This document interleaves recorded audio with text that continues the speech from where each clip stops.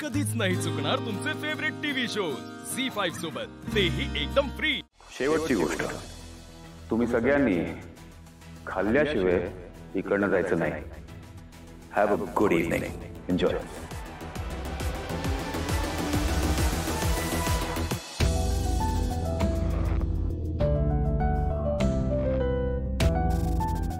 AJ, एक शब्द बोलू नको लीला।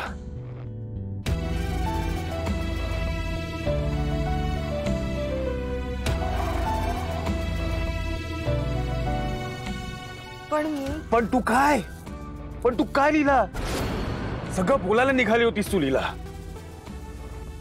घरातल्या गोष्टी सगळ्यांसोबत बोलून बदनामी होते, फक्त माफी मिळत नाही, कोणी मोठं होत नाही, महान होत नाही। ते माझ्या मनात सतत गिल्ट असते।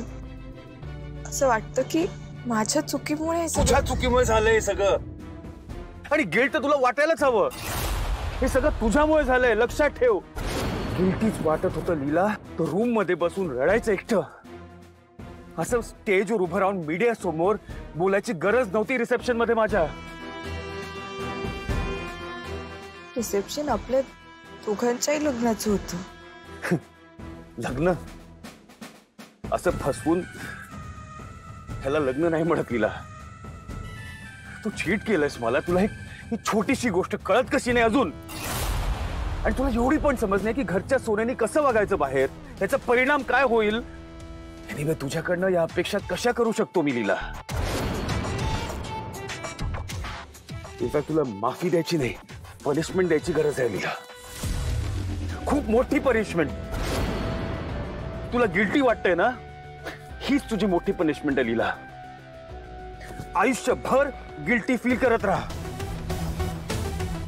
For life long, and you deserve it, damn it. You deserve it.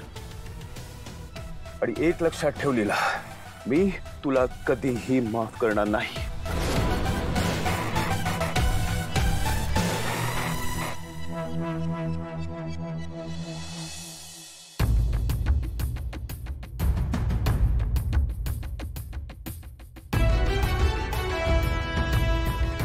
लीला, आजी आजी सॉरी।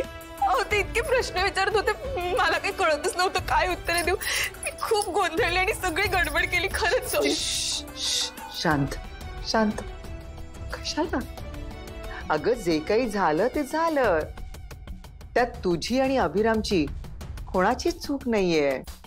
नाही आजी, मला ना सारखं वाटतंय की असं काहीतरी चुकतंय, असं अपराधी असल्यासारखं वाटतंय।